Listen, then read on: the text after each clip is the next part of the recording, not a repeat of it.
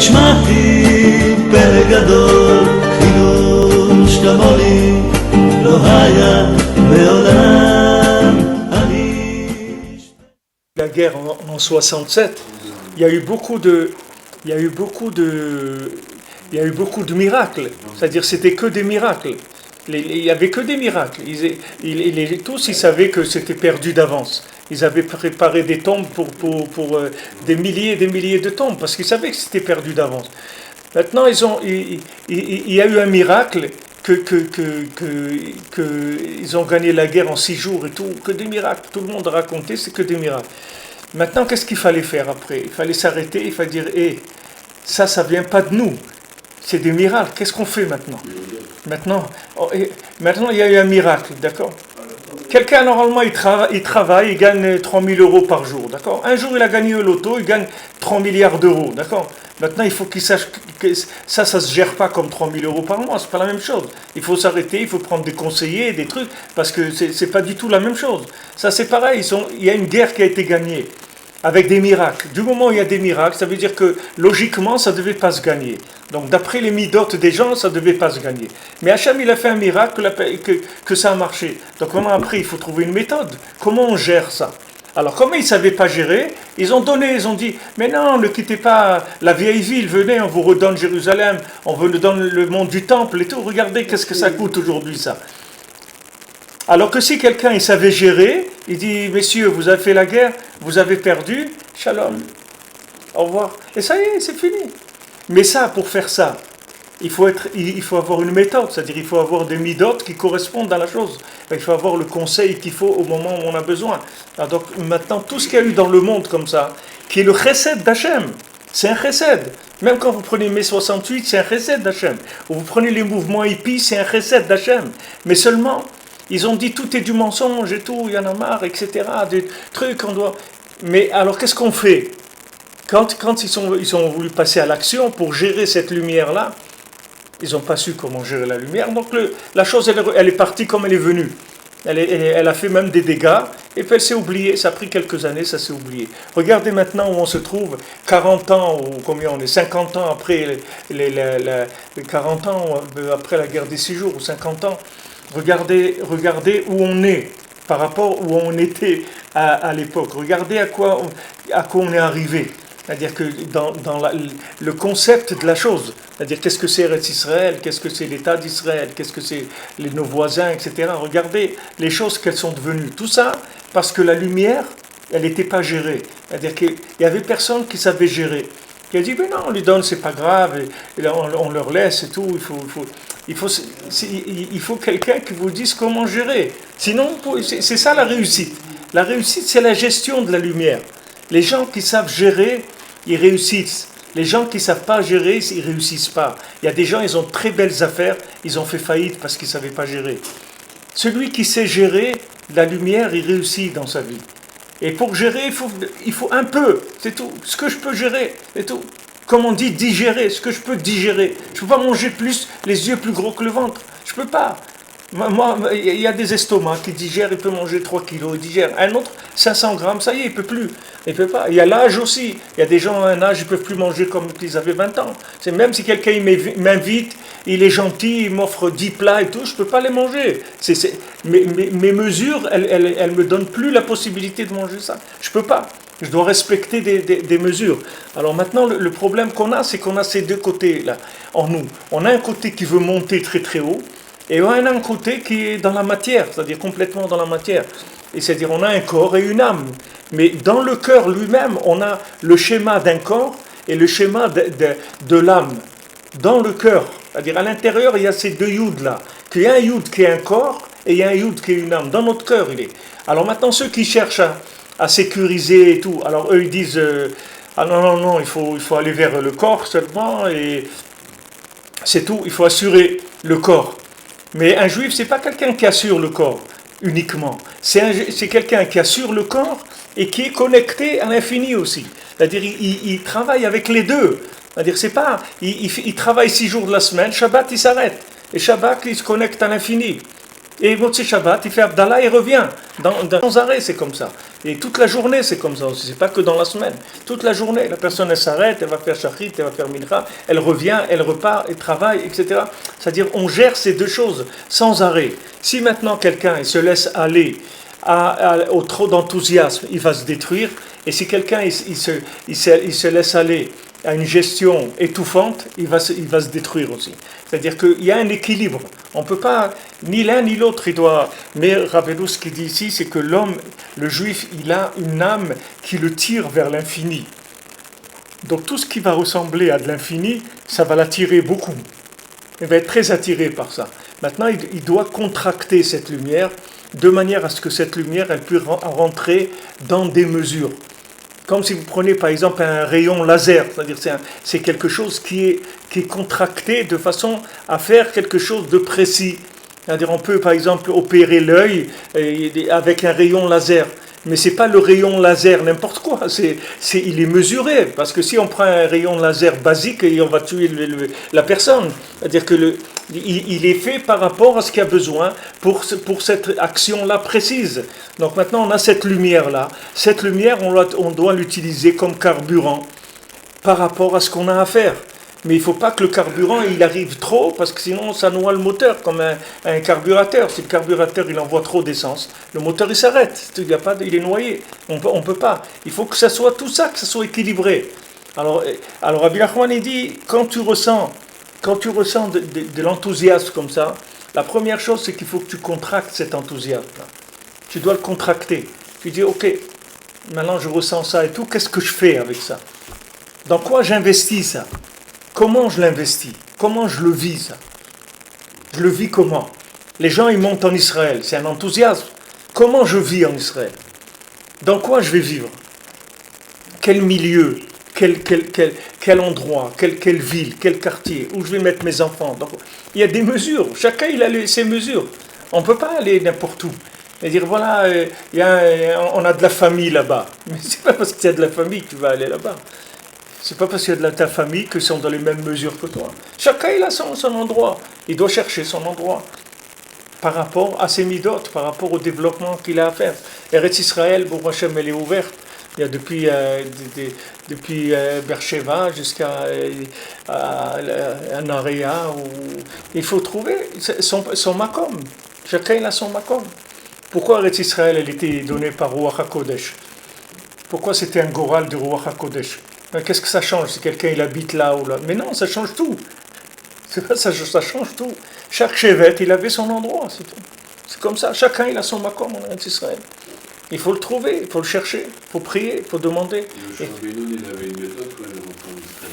Le Rabbeinu lui a dit comment il fallait acquérir la terre d'Israël pour chaque chevet.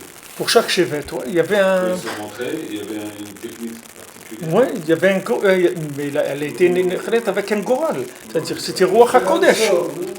Il y avait ça se faisait par Ruach HaKodesh, parce qu'il n'y a personne qui pouvait savoir comment faire ça. C'était Ruach HaKodesh qui faisait. Alors bon, on voit à peu près, chacun il voit son niveau de judaïsme, par rapport à son niveau de judaïsme, et sa famille, etc. Alors il va choisir quelque chose qui correspond à ça. Maintenant, il y a des gens, ils sont venus en Israël, ils ont voulu aller des endroits qui étaient trop forts pour eux, trop engagés. Ils se sont détruits. Il y a des gens qui ont été des endroits pas assez engagés. Ils se sont détruits. C'est-à-dire il faut trouver l'endroit qui correspond. Ça, c'est un équilibre qu'il y a dans l'individu. C'est-à-dire cet équilibre-là, il faut écouter. C'est-à-dire Hachem, il nous aide, mais il faut écouter, il faut chercher ça. Il ne faut pas chercher ce qu'on veut, il faut chercher ce qu'il faut faire. Et Hachem, il nous répond, bon, Hachem, il nous a donné la Torah, il y a une ashgacha pratit, Hachem, il est avec nous tout le temps, et il nous oriente là où on veut. Donc il faut savoir que quand quelqu'un il veut quelque chose, on va lui donner ce qu'il veut. Mais il faut dire à Hachem, moi je ne veux pas ce que je veux, moi je veux ce qui est bien pour moi. Donc aide-moi à trouver ce qui est bien pour moi, pas ce que je veux moi, parce que moi je ne sais pas. Comme David Amelech il dit, Adricheni be'amitecha, dirige-moi dans ta vérité à toi, pas dans la mienne. Quelqu'un, il est tout feu, tout flamme, comment il va faire après? Il y avait une fois quelqu'un, il est venu chez Rabbi Nathan, il a dit, ça y est, j'arrête de travailler, je ferme mon magasin et tout, maintenant je vais étudier et prier toute la journée. Alors Rabbi Nathan lui a dit, regarde, maintenant tu as un enthousiasme qui est venu, donc tu veux faire ça. Mais sache que cet enthousiasme que tu as maintenant, il va passer. Maintenant, quand il va passer, tu vas avoir ni la Torah, ni la Parnassa, tu n'auras plus rien du tout. Donc regarde, c'est pas comme ça que tu vas faire. Tu vas rester dans ton magasin, tu vas mettre des livres à côté de toi, des Sfarim. Chaque fois qu'il n'y a pas de client, tu prends un Sefer et tu étudies. Dès que tu es libre, tu étudies. Tu ne perds pas de temps. Et quand tu ne vas pas perdre de temps, tu verras qu'au bout d'un certain temps, Hashem, il va te libérer et tu pourras étudier toute la journée. Alors, Rabbi Nathan, il lui a donné une méthode. Il lui a dit, regarde, maintenant tu ressens quelque chose, ok? Tu as envie de faire ça. C'est bien. Alors maintenant, tu vas le contracter. Comment tu vas le contracter? Tu vas rester dans ton magasin. Seulement, tu vas mettre ce que tu ne faisais pas avant, tu vas le faire maintenant. Tu vas mettre des livres à côté de toi. Dès que toi, tu dis que tu veux étudier toute la journée, ok. Donc ça veut dire que tu es prêt à t'engager pour 15 heures par jour, de rester assis sur une chaise et pour étudier. Oui, tu peux faire ça. Alors ça, on va le contracter. Et au lieu que ça soit 15 heures par jour, ça va être 10 minutes, un quart d'heure, une demi-heure entre les clients.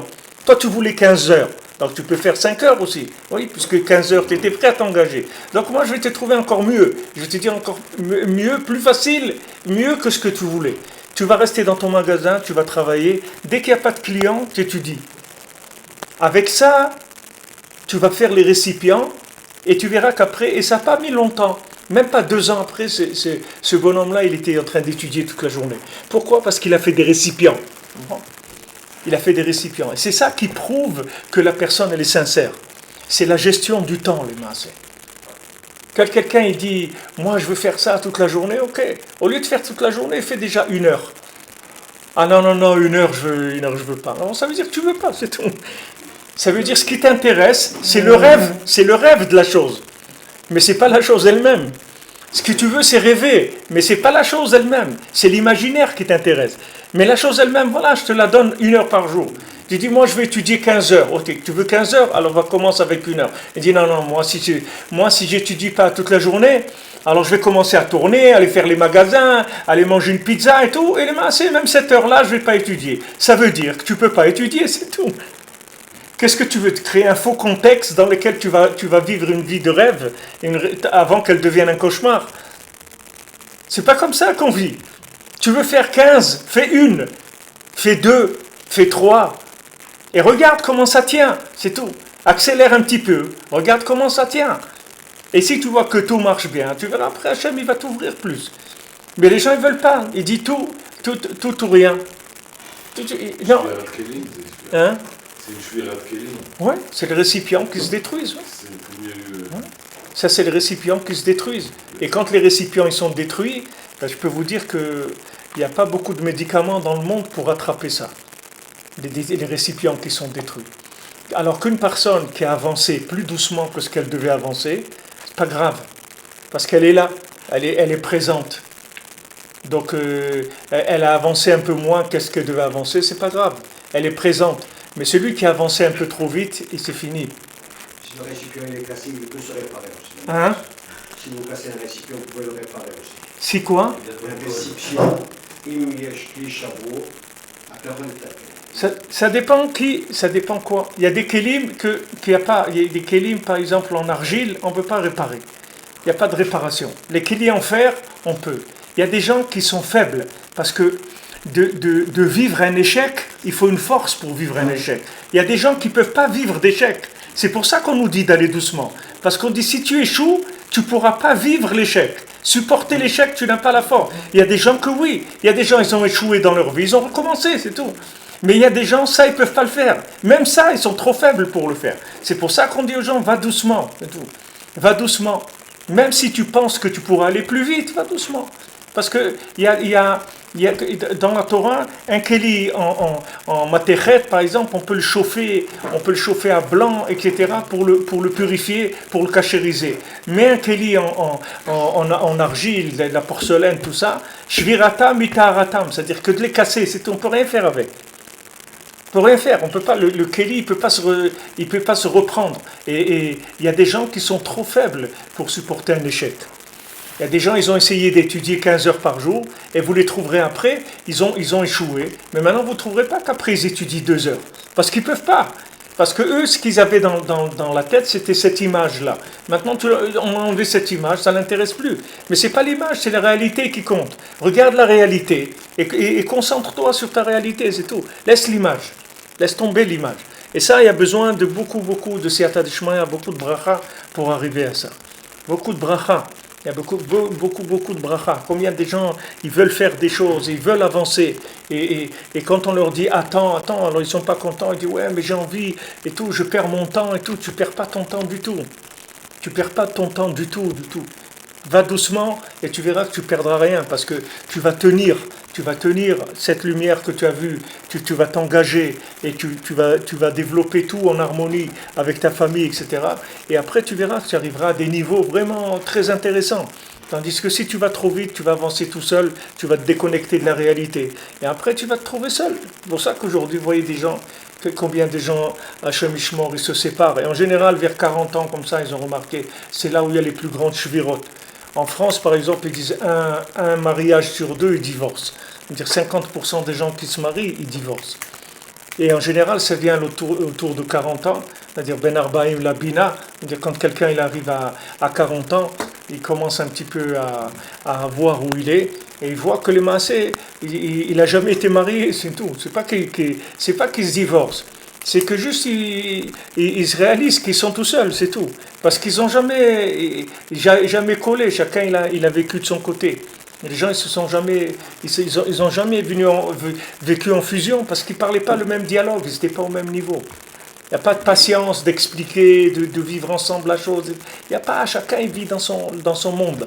Alors à un moment où les gens ils commencent à avoir besoin de vivre cette fusion-là, parce que Ben Arbaim la Bina. La Bina, ça veut dire que maintenant tu as besoin de tirer les dividendes de ce que tu as investi. C'est comme si quelqu'un il a placé quelque chose dans une société et s'est pas occupé pendant 20 ans.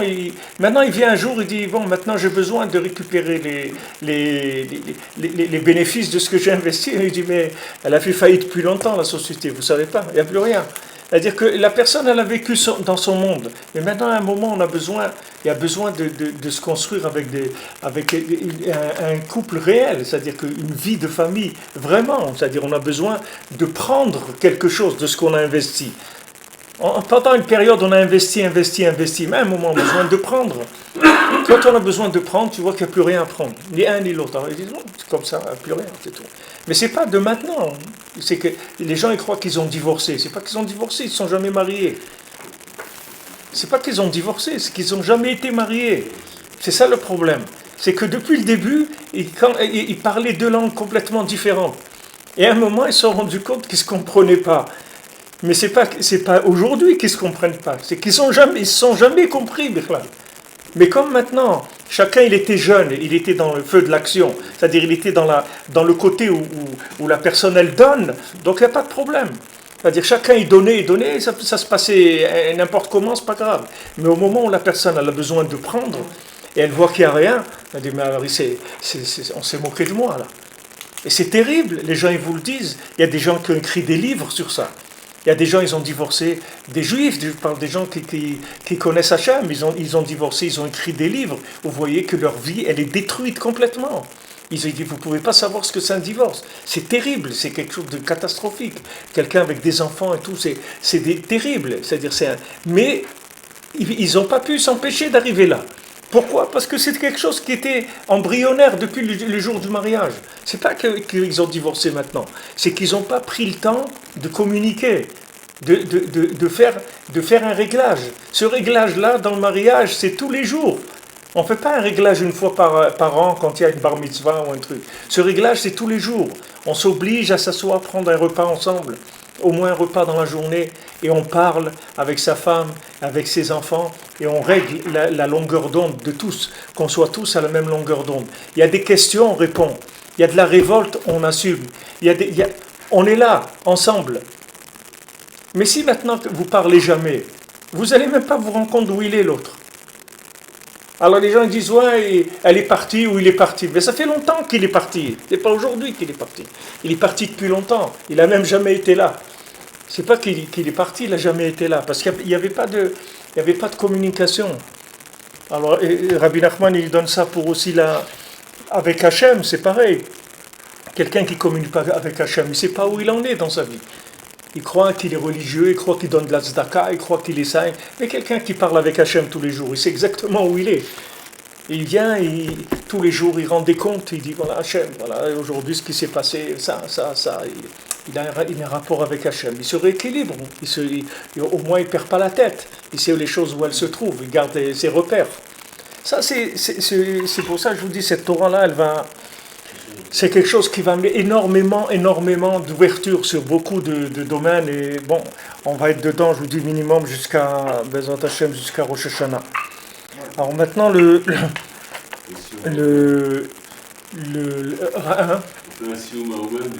Bezrat Hashem. Alors Rabbeinu dit que la metsiout, c'est-à-dire la réalité d'un juif, c'est l'enthousiasme. Ça, c'est sa réalité. C'est pour ça que n'importe où dans le monde, quand ils ont voulu faire le communisme ou le marxisme ou n'importe quoi, ils ont cherché un juif. Parce que le juif, c'est l'enthousiasme du monde. C'est comme ça. C'est-à-dire, il n'y a personne au monde qui a un enthousiasme aussi fort que le juif. Le juif, c'est un enthousiasmé de nature. C'est-à-dire, il est capable de faire des choses, Che Guevara, des trucs comme ça. C'est ça, les juifs, c'est comme ça. Che Guevara, c'est le cousin de Ariel Sharon. Le juif, c'est comme ça. Il peut faire des Superman, c'est-à-dire des trucs. Alors là où il y avait des idéologies un peu en avance dans le monde, c'est-à-dire des gens qui avaient un petit peu des folies comme ça, comme le communisme, des choses. Alors ils cherchaient les juifs, parce que les juifs, c'est les premiers qui vont adhérer aux folies. Parce que eux, ils vivent que dans ça, que dans l'enthousiasme de choses qui sont très élevées. Donc ça, c'est la nature du juif. Ne croyez pas que l'enthousiasme, c'est quelque chose qui vient par notre travail. L'enthousiasme, c'est la nature. Par contre, la retenue et l'équilibre, c'est là où il travaille. L'enthousiasme, on l'a naturellement. Il dit ici, qui ish israéli, qui les fit or les haviyut alev chez l'isha israéli, parce que selon la lumière de l'enthousiasme qu'il y a dans le cœur d'un juif, c'est comme ça, c'est sa nature. Il ne peut pas se révéler dans des mesures. Qui or les haviyuto ou adensof, parce que sa nature, c'est d'avoir un enthousiasme infini. C'est-à-dire tout ce qu'il fait, il le fait avec de l'infini. C'est-à-dire que il n'y a pas chez un juif, il n'y a pas de faire des choses froidement, sans y croire. Tout ce qu'un juif qui fait, il met dedans du cœur, il y croit, dans n'importe quoi. C'est pour ça que c'est écrit dans le Shulchan Aruch, que si par exemple, il y a une Avodah Zara, on a une statue. Si cette statue, elle a été adorée par un goy, et que maintenant on l'a rachetée par exemple, cette statue on a le droit de la faire fondre et d'en faire une table ou ce qu'on veut, il n'y a pas de problème. Si cette statue, elle a été adorée par un juif, elle n'a aucun tikkun, c'est fini. Elle est asura leolam. Parce qu'un juif, tout ce qui touche, il le rend divin, c'est-à-dire il rend divin tout ce qui, c'est-à-dire il a une approche divine de la vie. C'est-à-dire, lui, il ne fait pas des choses comme ça. Même si un juif, il est dans le vêtement ou il est dans n'importe quoi, il va faire des choses avec tout son cœur, il va le mettre là-dedans. Donc ça, c'est sa nature. Là-dessus, il n'y a pas de travail. C'est-à-dire, sachez que la lumière et l'enthousiasme qu'on a en nous, il ne vient pas de notre travail. Ça, c'est naturel chez nous. Maintenant, par contre, le tzimtzum, alors ça, c'est le travail. Vetzarir le tzamtzem. C'est-à-dire que de contracter, ça, il doit faire ça. C'est-à-dire, c'est un travail. Quelqu'un, vous lui dites, voilà, vous avez, comme il disait, vous avez un tigre dans votre moteur. C'est-à-dire, sachez que vous l'avez. Maintenant, il faut faire attention, parce qu'il peut sortir n'importe quand. Fais attention, parce qu'il est là, tout le temps, il veut sauter, tout le temps, il veut faire. Il faut calmer tout le temps. C'est-à-dire, on doit travailler sur le radiateur, le refroidissement, sans arrêt. Il faut calmer. Tout le temps calmer. Il faut calmer l'enthousiasme. Quand on a un enthousiasme, il faut déjà la moitié, on fait la moitié. Quelqu'un m'a donné ce conseil une fois. Il m'a dit, si quelqu'un te demande de lui prêter de l'argent, et que tu peux lui prêter, et que tu lui fais confiance, tu lui prêtes la moitié de ce qu'il te demande. C'est-à-dire, il te demande 100, tu lui dis, je peux te prêter 50. Ouais. Il dit, c'est un principe dans la vie, c'est tout. Tu ne fais pas complètement. Maintenant, tu as envie de faire ça, tu dis, ok, on va essayer. On va essayer, c'est tout. On essaye un petit peu. Mais il ne faut pas se lancer dans des choses qu'après on ne peut pas revenir en arrière. Il faut faire attention. Il faut faire attention, parce que des fois on allait trop vite. Il faut pouvoir revenir en arrière. Si on voit qu'on a été trop vite. Faire attention, parce qu'on a en nous, c'est quelque chose qui nous connecte à l'infini. Ce qui est extraordinaire, c'est qu'on a une vie qui est ambivalente, c'est-à-dire qu'on est en même temps dans la matière, que Yadaim Yedé Esav, Vekol Kol Yaakov, on a en même temps des mains de Esav, et on a la voix de Yaakov. Mais il faut faire attention, parce que la voix de Yaakov, c'est extraordinaire, mais elle peut nous sortir complètement de la réalité de la vie, et nous amener vers des choses qui deviennent le contraire de ce qu'on voulait au départ. Elles deviennent le contraire, comme on l'a dit hier, c'est-à-dire quand le corps, quand l'âme, elle agresse le corps, et elle veut faire au corps des choses qu'il n'est pas capable de faire, c'est le corps qui va éteindre l'âme après. Le corps, il va détruire l'âme, c'est-à-dire il va empêcher l'âme de faire ce qu'elle a à faire. Parce qu'il dit, puisque maintenant tu ne me respectes pas, alors moi, vous regardez dans le Shulchan Aruch, si quelqu'un, Chas Shalom, il est malade, on transgresse Shabbat pour le soigner. Mais pourtant, Shabbat, on doit dire, wow, le Shabbat, on ne va pas transgresser Shabbat. Non, c'est une mitzvah de transgresser. Mais les maasés, on transgresse Shabbat pour que son corps il continue à vivre, parce que son âme, même si quelqu'un, Chas Shalom, il meurt Shabbat, alors son âme, elle n'a rien eu. Qu'est-ce qu'il y a? Il va monter en haut, il va continuer là-bas. Il n'est pas détruit. Non, on transgresse l'alimentation de l'âme pour que le corps il reste vivant. Parce que le corps, c'est ça qui fixe. Le corps, il fixe le niveau de la personne. C'est lui qui tient. C'est lui qui tient. Comme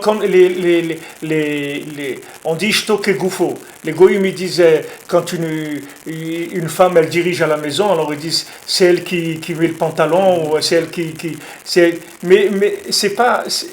C'est-à-dire que eux, ils présentent ça comme étant quelque chose d'accidentel ou de truc. Mais c'est pas accidentel, c'est comme ça. Dans une maison, c'est une femme qui dirige, c'est pas un homme. La maison, c'est la femme qui dirige. La femme, c'est Malchut, c'est féminin. Ishto ke gufo, c'est son corps. L'homme et la femme, c'est la neshama et le corps. La femme, c'est le corps du corps de l'homme. Et le corps de l'homme, c'est la neshama de la femme. C'est-à-dire que maintenant, il faut qu'il soit tout le temps en équilibre. Mais maintenant, les repères qu'on prend, c'est toujours les repères sur le féminin, c'est-à-dire sur le corps. C'est là où on fait les analyses pour voir où on en est. Parce que si le corps y tient, ça veut dire qu'on est bon. Si le corps il commence à avoir des signes de faiblesse, ça veut dire qu'on n'est pas bon. Donc on rééquilibre les choses, on arrange les choses. Mais dans une maison, c'est la femme qui fixe, c'est pas l'homme. L'homme il propose, c'est tout. Mais l'homme il peut pas imposer, parce qu'imposer c'est féminin, c'est pas masculin. Masculin, c'est que lui il fait descendre la lumière d'en haut et il propose, c'est tout. Comme les tzadikim, Moshe Rabbeinu, tous, ils proposent, c'est tout. Il peut pas imposer. Le fait d'imposer, c'est féminin. Et quand Moshe Rabbeinu il a imposé, c'était quand il a tapé sur le rocher pour obtenir l'eau, Hachem lui a dit, tu rentres pas en Eretz Israël, tu rentreras pas en Eretz Israël. Parce que tu dois pas imposer. Tu dois parler, c'est tout. Ça passe pas. On refera un dossier, on refera une demande une autre fois. C'est tout. Parce que combien des gens ils se plaignent des fois que leur femme elle les enferme trop, que voilà ils voudraient faire ça et tout, que sa femme elle laisse pas fréquenter telle personne ou elle laisse pas aller dans tel endroit, etc. Mais s'il reste tranquille, il verra dans quelques temps, ça prendra quelques mois, quelques années, il verra que sa femme elle avait raison. Maintenant il peut pas voir ça parce que lui il vit pas dans son corps les choses.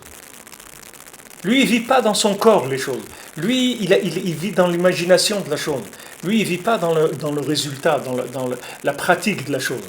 Donc elle, quand elle dit, ce monsieur-là, je ne veux pas que tu le fréquentes, je ne veux pas que tu ailles dans cet endroit, il faut respecter, c'est tout. Parce que c'est un ordre d'Hachem, ce n'est pas d'une personne. Une femme kshera, c'est la shrina, c'est un ordre d'Hachem, c'est tout. C'est-à-dire, c'est Hachem qui te dit, maintenant ça ne te plaît pas, ça ne te plaît pas. C'est comme ça. Mais si tu acceptes, tu verras après, Hachem, il te montrera qu'elle avait raison. Pour te calmer, pour pas que tu restes énervé. Tu dis, ouais, je voulais faire, elle m'a empêché, si j'avais été, rien du tout, calme-toi, tu verras. Dans quelques années, tu verras.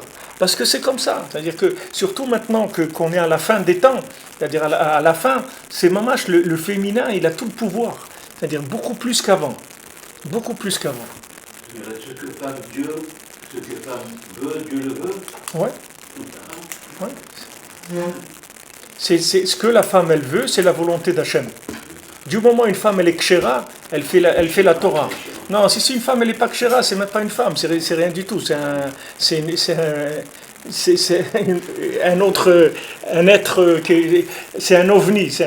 Il n'est pas volant, mais c'est un ovni, un omni, un objet marchand non identifié. Mais une femme kshera, c'est la parole d'Hachem. Hachem, il a dit à Abraham Avinu, Shema Bekola. Abraham Avinu lui-même. Quand Sarah lui a dit, écoute, fais ce qu'elle... Il lui a dit, Shema Bekola. Écoute ce qu'elle te dit. Et Rachid dit, parce que Sarah, en prophétie, elle était plus grande qu'Abraham Avinu. Ça, c'était à l'époque, vous avez quelqu'un du gabarit d'Abraham Avinu. Mais regardez aujourd'hui où on est. Dans quoi on est. Alors vraiment, il faut faire très très attention à ce qu'on garde.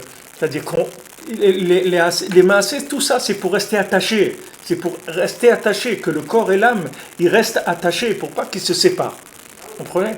C'est-à-dire que celui qui ne fait pas attention à son corps, qui fait attention qu'à son âme, alors après dans la maison aussi, il n'arrive pas à respecter sa femme, à la rendre joyeuse, etc. Parce que lui, le corps, pour lui, c'est rien du tout. Il ne fait pas attention dans sa vie. Hein? C'est où on garde les deux youds, un et casse l'autre. Ouais, aussi c'est de la destruction. Et la femme, quand elle rentre dans la destruction, on le verra ici. Parce que cette Torah, elle va nous parler ici, Rabbeinu va nous parler du mariage. C'est-à-dire, c'est écrit, la Gemara, elle dit dans Sota que si maintenant il y a deux yud, il y a un yud dans Ish et un yud de Isha. Non, il y a le He dans Isha et yud dans l'homme. Il dit que si maintenant on enlève le yud Ke, c'est-à-dire le nom d'Hachem, alors il reste Esh et Esh. Mais il dit que la Gemara, elle dit que le Esh qu'il y a dans la femme, il est beaucoup plus fort que le Esh qu'il y a dans l'homme. Pourquoi? Parce que quand vous écrivez Isha, vous écrivez déjà avec Esh. Tandis que l'homme, le Yud, il est entre Aleph et Shin. Donc l'homme, son feu, c'est-à-dire il sort que si on enlève le Yud. Mais la femme, le feu, il est là déjà. C'est-à-dire c'est Esh avec He, mais le Esh, il est déjà formé dans son nom. Donc le feu de la femme, il est beaucoup plus destructeur que le feu de l'homme. C'est pour ça qu'en général, quand il y a des trucs, c'est toujours les femmes qui même dans les tribunaux goy, c'est comme ça. C'est pas même pas chez les juifs. Dans le monde, c'est comme ça. Avant, personne ne connaissait ces choses-là. C'était très spécial. Mais aujourd'hui, c'est comme ça. Dans le monde entier, c'est comme ça. Parce que aujourd'hui, on vise la réalité, l'application. C'est ça qui nous intéresse. C'est pas les rêves. Les rêves, ça ne nous intéresse pas. Et l'homme, il est rêveur par définition. L'homme, il est rêveur par définition, et la femme, elle est dans le concret par définition. Sa nature même, c'est d'être dans le concret. Alors maintenant, il faut tout le temps être Béchalom. Béchalom, ça veut dire qu'il faut que la femme, elle reçoive l'inspiration de son mari, et il faut que le mari reçoive les structures de la femme. C'est-à-dire quand la femme, elle le recadre, elle le remet en place, il faut qu'il accepte ça. Parce que ça, c'est le maintien de la vie. Alors il te dit, voilà, maintenant, naturellement, le cœur, il veut s'envoler. Ça, c'est naturel. Tu le laisses, il s'envole. Comme il y a des choses qui n'ont pas la pesanteur. Il y a des choses, c'est le contraire. C'est-à-dire l'hydrogène ou des trucs comme ça, il part. C'est-à-dire, il ne va pas tomber. Si tu lui laisses de l'hydrogène, il ne tombe pas par terre, il monte au ciel. Et les autres choses, elles tombent par terre, elles ont la pesanteur. Donc maintenant, l'homme de nature, c'est l'hydrogène. Sa nature de l'homme, c'est de monter. Tu le laisses, il monte et il s'en va. C'est sa nature de partir, de monter vers le haut, de chercher des choses élevées, etc. Donc, mais tsarir le tzamtzem. C'est-à-dire, Rabbeinu dit, mais tu as un travail à faire, mon ami, il faut que tu contractes la lumière. Contracter, ça ne veut pas dire enlever la lumière. Comme il a demandé le monsieur, mais il faut étudier un petit peu, une heure. C'est pas qu'il ne faut pas étudier, il faut contracter. Contracter, ça veut dire que tu prends cette lumière et tu trouves un récipient dans lequel tu pourras faire résider cette lumière. Et ce récipient, c'est le tien. Comme l'exemple que je vous ai donné, c'est-à-dire le monsieur, il est dans son magasin, il n'y a rien qui a changé, mais tout a changé déjà. Parce qu'il n'est plus dans le même magasin qu'avant. Son magasin, c'est un Beth Midrash aujourd'hui. C'est-à-dire, c'est un magasin quand il étudie pas. Mais quand il étudie, c'est un Beth Midrash. C'est-à-dire, il a dit, tu mets des livres à côté de toi. Dès que tu as le temps, tu vas étudier, c'est tout. Donc lui, maintenant, il sait qu'il doit étudier. Maintenant, quand il ne peut pas étudier, alors il sert un client. Le Chafetz Chaim, il dit que quelqu'un qui étudie un petit peu tous les jours et qui travaille pour sa parnassa, il dit que toutes les heures où il travaille, ça lui est compté comme s'il étudiait, la même chose. Le Chafetz Chaim, il dit ça. C'est-à-dire, ça lui est compté comme s'il... Pourquoi ? Parce que pourquoi il travaille ? Parce qu'il est en train de faire des récipients. C'est pour ça qu'il travaille. C'est pas pour la parnassa. La parnassa, Hachem, il peut lui donner. Hachem, il peut lui donner parnassa sans qu'il travaille. Mais pour l'instant, il doit rentrer dans le monde du travail parce qu'il doit faire des récipients, il doit ranger ses midotes. C'est pour ça qu'il doit travailler. C'est pas pour la parnassa. Parnassa, tu peux avoir parnassa sans travailler. C'est pas le but. C'est pas de faire l'argent. Le but, c'est de construire des récipients, d'avoir de la émouna, d'avoir de se calmer, d'avoir confiance dans l'autre, de savoir comment... Tu vas prendre la vie concrète. C'est ça que tu as besoin. C'est pour ça que tu travailles. C'est pas pour de l'argent. L'argent, Hachem, il peut t'envoyer parnassa. Hachem, il n'a pas un problème pour t'envoyer de la parnassa. Mais seulement, il veut que tu travailles. Parce qu'il sait que c'est comme ça que tu pourras vivre ton judaïsme. Moi, quand j'étais Bachour à la Yeshiva et que j'ai commencé à travailler quelques mois avant de me marier, etc., alors quand j'ai vu ici le Rav Levi Yitzhak à Shalom, alors, qui m'avait dit il faut que je travaille au moins 8 heures par jour. Alors il a vu que j'étais cassé, parce que bon, j'aimais étudier, j'étais bien là-dedans, et tout. Il a vu que ça me cassait de travailler, c'est-à-dire que ça me cassait mon imagination. Alors il m'a dit, sache que quand tu travailles, c'est plus que quand tu étudies la Torah. Ton travail, il est plus que ta Torah. Parce qu'il m'a dit, ton travail, c'est le kiyum de ta Torah. Ton travail, il va maintenir ta Torah. C'est-à-dire, ton travail, il va permettre que maintenant...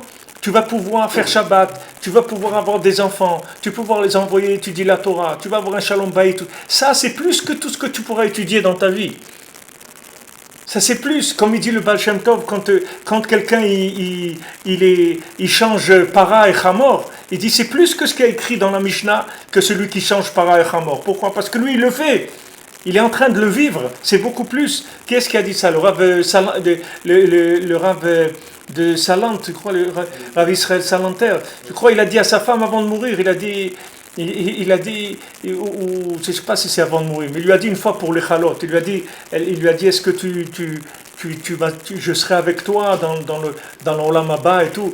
Il a demandé à sa femme, est-ce que tu m'accepteras dans l'Olam Haba avec toi ? Alors elle lui a dit, je ne comprends pas.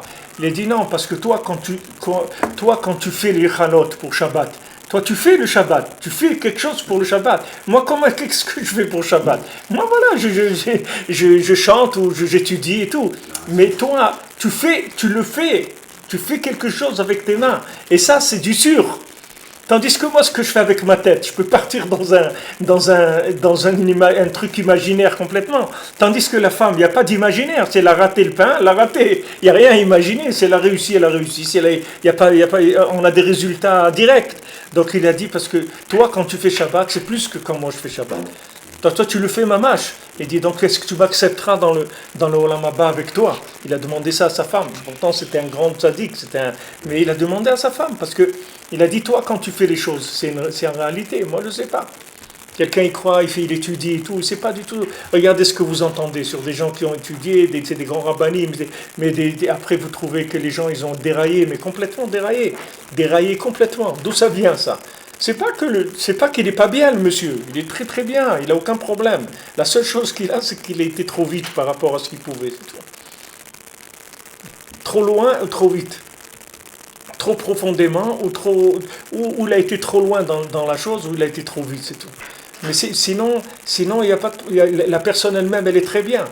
Seulement, des fois, l'individu se laisse pousser et des fois, il y a des gens qui ont des femmes qui les respectent tellement qu'elles n'osent pas les freiner, tu vois.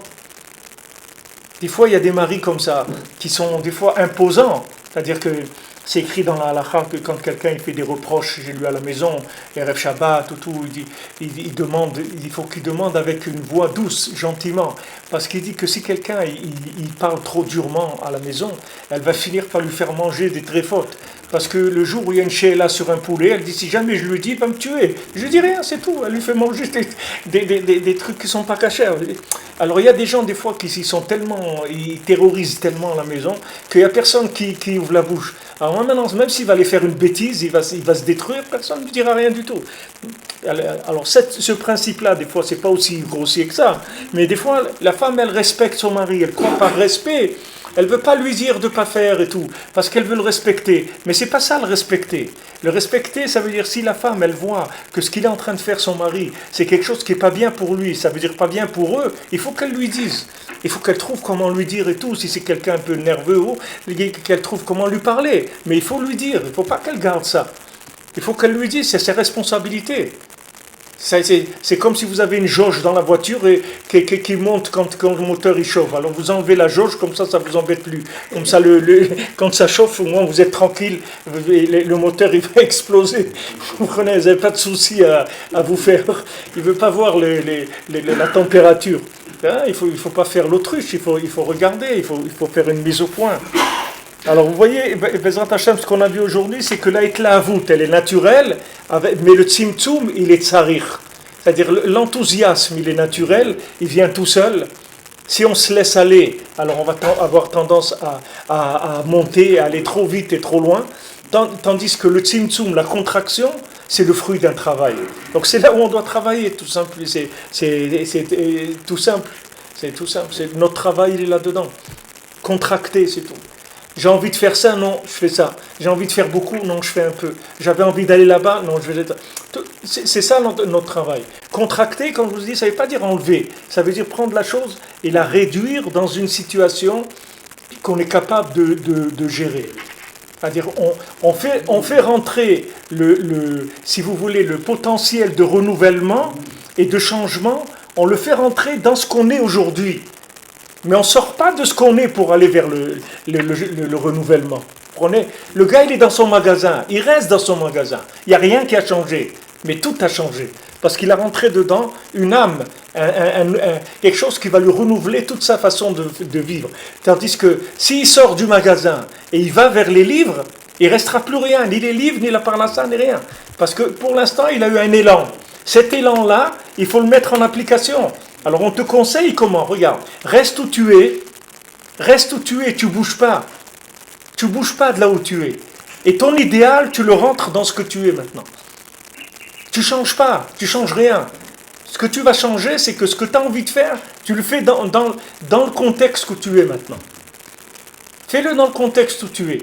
Va au maximum de ce que tu peux faire là où tu es. Quelqu'un il veut monter en Israël. Tu veux monter en Israël, c'est bien. Prie tous les jours pour monter en Israël. Donne une tzedaka tous les jours pour être Israël. Va à la synagogue tous les jours, 3 fois par jour. Fais des choses que tu n'as pas l'habitude de faire. Dis à Hachem, bon, ça, je vais par exemple recevoir Shabbat un quart d'heure avant. Ça, c'est pour que tu te donnes le mérite de vivre en Eretz Israël. Rentre là où tu es, rentre de la lumière. Mais ne bouge pas. Ne bouge pas, reste tranquille. Rentre la lumière, rentre, et tu verras qu'à un moment, ça va s'ouvrir, tu vas partir. Mais quand tu vas partir avec des récipients. Tu ne vas pas partir quand il y a un fou comme ça, qu'après il revient, ou il s'explose, ou il fait n'importe quoi. Après, les gens, ils pleurent, et voilà, ils ont perdu leur argent, ou ils ont perdu leur famille, ou ils ont perdu tout. Hachem Ishmo, parce qu'ils ont été trop vite. Tu as envie, c'est bien, il n'y a pas de problème. C'est très bien. Mais rentre cette lumière dans le contexte actuel. Ne change rien dans le contexte. Fais juste rentrer cette chose là où tu es. Adapte cette lumière à ton langage actuel. Ne change pas ton langage actuel. Et comme ça, tu vas voir que tu vas réussir. Parce que cette lumière, elle va rentrer, elle va changer complètement l'endroit où tu te trouves. Elle va te changer tes récipients. Mais à ce moment-là, ça sera à toi vraiment. Ça, tu l'auras acquis, personne ne t'enlèvera, jamais. Puis jamais on te l'enlèvera. Tandis que si c'est un rêve, tu vas te réveiller un jour. Tous les rêves, il y a un jour où on se réveille. Même si le rêve il dure 20 ans, il y a un jour où les gens ils se réveillent. Quand c'est un rêve. Maintenant, ce rêve, rentre-le dans la réalité. Alors, il te donne, Rabbi Nathan, tu vois, tout le lien de Rabbi Nathan, c'était ça. C'était de mettre toute la lumière de Rabbi Nachman dans le halakha. C'est pour ça qu'il a écrit l'écouter halachot. C'est-à-dire de rentrer cette lumière dans du vécu.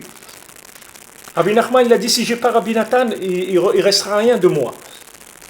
Rien. Pourtant, Rabbi Nachman, il avait...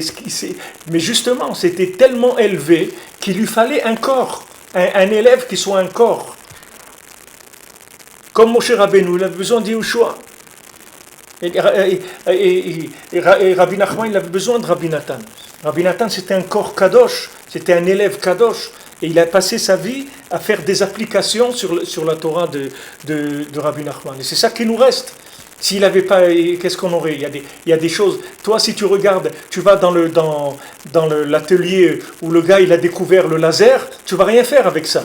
Mais si le gars il t'amène un petit appareil laser pour, je sais pas, pour chauffer la maison, pour faire cuire des pommes de terre, n'importe quoi, tu vas l'utiliser le laser. Nous, on est des utilisateurs, on n'est pas des gens de conception. On est des gens, ce qui compte, c'est l'utilisation. Toutes les inventions qui n'ont jamais trouvé d'application, elles sont dans les poubelles. Et pourtant, c'est des inventions, mais elles n'ont jamais trouvé d'application. Ce qui compte, c'est le niveau d'application, ce n'est pas les inventions. Alors, Rabbi Nathan, il te donne le kivou, ne bouge pas de là où tu es. Tu as envie de faire quelque chose, cette envie rentre là, dans le contexte dans lequel tu es, et tu vas voir que le contexte, il va changer. Et à ce moment-là, tu pourras réaliser ce que tu voulais réaliser, mais be'atzlacha, Bezat Hashem. Bonne journée.